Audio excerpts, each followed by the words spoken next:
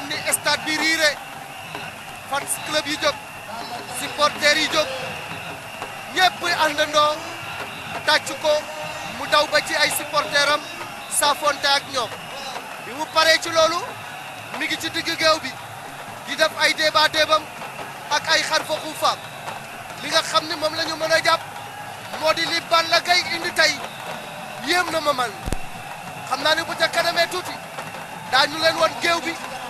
wan leen li nga xam ne moo fa nekk ci ay bitel nekk fa ci ay saaku nekk fa ci ay garab loolu wane na ni ci wàllu mystique xale bii di Balla Gaye 2 négligé wul dara ay mbokkam négligé wuñu combat bi jàppale nañu ko mu dugg si bu am solo na booba weex tàll mel ni ku bi jaaw am na lu mu ca diw waaye tamit wateef gi xam naa ni ngaña fa jaar mu nekk bopp nga xam ne dañ koo tent waaye defar ci lu nga xamante ni nii dafa mel ni benn dessin bu ñuul mu tàllal loxoom supporters yi di leen jóg leen tàccu leen yuuxu leen léegi nag Balla Gaye 2 école de lutte Balla Gaye ma nga noonu di dem ca dënd ya jëm ca Adama Ngom mi nga xam ne moom moo koy tëggal bisu tay bii li nga xam ne daal moom la ñu mën a jàpp moo di ni kii di Balla Gaye mobilisation supporter am yi am na maanaa lool dugg si bi foor na lool waaye tey Balla Gaye na mu dugg see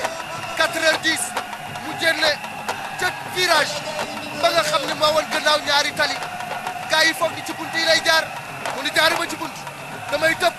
bi mu tëbee def ay mbiram def ay débat débam daal di dugg si teel a def ay mbiram kooku nag mooy Balla Gaye 2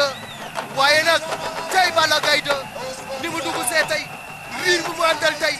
foor na bay bangoog le grand champion Double Less lu ne def na ko fi au niveau national au niveau international. Voilà, mesdames et messieurs, vous qui êtes en train de nous suivre sur la RTS 100 à travers le monde entier, vous êtes en train de suivre la dernière journée de lutte entre les deux lions. Balla Gaye 2, le lion de Guédiawaye, à droite de l'écran, Balla Gaye 2 assis devant son arsenal mystique à votre droite. Cela veut dire tout simplement que de part et d'autre, on a mis tous les atouts. On n'a rien négligé sur le plan de la préparation physique, athlétique et technique, mais également sur le plan de la préparation mystique. Balla Gaye est venu un peu vers 17h passées, mais le Marodi Baboy est venu à 16h10. À 16h10, il est passé par les tribunes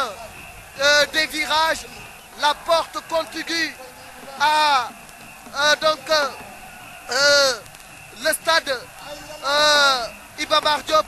sinon la porte qui fait dos à Grand Dakar. Il a sauté par-dessus le portail pour donc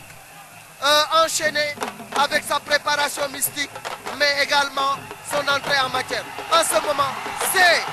Balla Gaye 2, riche,